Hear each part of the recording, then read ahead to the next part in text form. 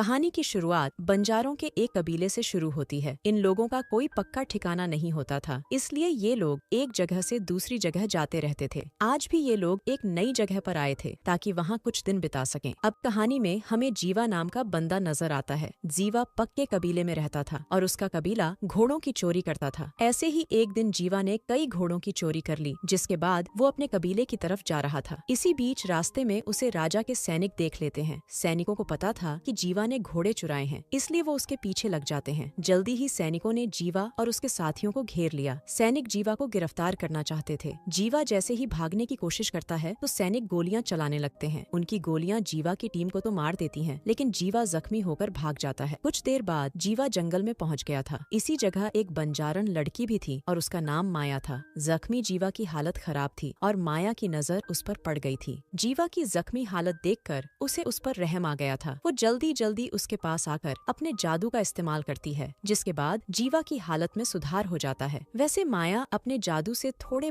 बहुत ही जख्म ठीक कर सकती थी। जीवा की हालत में सुधार करने के बाद वो उस पर कोई लेप लगाती है और फिर से जादू करने लगती है। जीवा की हालत अब पूरी ठीक हो गई थी और उसे ठीक करते ही माया गायब सी हो जाती है। जीवा उसे ढूंढने की काफी कोशिश करता है, लेकिन वो उसे कहीं भी नजर नहीं आती। कुछ देर बाद जीवा अपने कबीले में पहुंच गया था। उसका कबीला काफी गरीब था, इसलिए ये लोग घोड़ों की चोरी करते थे। जीवा की एक लवर भी थी और उसका नाम सितारा था। जीवा को देखकर वो बहुत खुश हो गई थी। जीवा उससे मिलने के बाद अपने पिता से भी मिलता है। वो अपने पिता को सब बताता है कि सैनिकों ने मेरे साथियों को मार दिया है। दूसरी तरफ माया अपने दोस्तों के साथ पास वाले कस्बे में घूम फिर रही थी। माया को गाने का बेहद शौक था, इसलिए वो आज भी घूमते घूमते गा रही थी। सभी लड़कियां गाते गाते आगे बढ़ रही थीं कि इसी बीच एक घोड़ा गाड़ी तेजी से उनके बीच से गुजरती है। गाड़ी किसी को जख्मी भी कर सकती थी, इसलिए माया गाड़ी पर गुस्सा करती है। वैसे ये गाड़ी विंस नाम के अमीर बंदे की थी। उसके कहने पर गाड़ी को वापस लाया जाता है, जिसके बाद गाड़ी तेजी से माया की तरफ बढ़ने लगती है। गाड़ी की रफ्तार देखकर माया बिल्कुल नहीं डरती, बल्कि घोड़े ही उसे देखकर रुक जाते हैं। माया की दिलेरी देखकर विंस भी हैरान हो गया। वो गाड़ी से उतरकर उसकी दिलेरी की तारीफ करता है और फिर उससे माफी भी मांगता है। माया जैसे ही उसे माफ करती है तो वो उससे उसका नाम पूछता है। माया नाम बताने के साथ साथ गाड़ी चलाने की भी इच्छा जताती है। विंस जल्दी जल्दी चालक को चलता करता है और फिर लड़कियों को गाड़ी में बिठा लेता है। देखते ही देखते माया गाड़ी दौड़ाने लगी। विंस भी उसके पास ही था और उसे माया का साथ पसंद आ रहा था। माया पहली बार गाड़ी चला रही थी, लेकिन उसे देखकर ऐसा नहीं लग रहा था। वो किसी माहिर की तरह गाड़ी दौड़ा रही थी और घोड़े भी हवा से बातें कर रहे थे। दूसरी तरफ जीवा अपने नए साथियों के साथ घोड़े चुराने की तैयारी कर रहा था। जल्दी ही जीवा अपनी कोशिश में सफल भी हो जाता है और इस बार भी कई घोड़े चुरा लेता है। वैसे इस बार जीवा ने गलती से राजा के घोड़े चुरा लिए थे। राजा को जैसे ही चोरी का पता चलता है तो उसने अपने सैनिक जीवा के कबीले में भेज दिए। सैनिक कबीले में आकर तोड़फोड़ करते हैं। जीवा कबीले में नहीं था, इसलिए सैनिक सभी से जीवा के बारे में पूछ रहे थे। जब कोई भी उन्हें जीवा के बारे में नहीं बताता तो सैनिक फैसला करते हैं कि वो पहले कबीले के घोड़ों को मारेंगे और फिर कबीले के बंदों को मारेंगे। इसके बाद वो जैसे ही घोड़ों को मारने लगते हैं, तभी जीवा का बाप उनके आगे हार मान जाता है। वो सैनिकों को जीवा का पता बताने के लिए तैयार हो गया था। उधर जीवा भी सैनिकों से बचने के लिए कस्बे में छुपा हुआ था। उसे भी पता चल गया था कि उसने गलती से राजा के घोड़े चुरा लिए हैं। जल्दी ही जीवा के पास उसका पिता आता है। उसके पिता के साथ सैनिक भी थे। जीवा के पिता ने कबीले को बचाने के लिए ये सब किया था। सैनिक जल्दी जल्दी जीवा के पास आकर उसे गिरफ्तार कर लेते हैं। उधर विंस बंजारों के कबीले में पहुंच गया था। वो यहाँ माया से शादी करने आया था। वो माया के लिए तोहफे भी लेकर आया था, जिन्हें देखकर माया खुश हो जाती है। विंस माया के बाप से माया का हाथ मांगता है। उसे माया से प्यार हो गया था, इसलिए वो उससे शादी करना चाहता था। माया का बाप शादी का फैसला माया पर छोड़ देता है। माया शादी से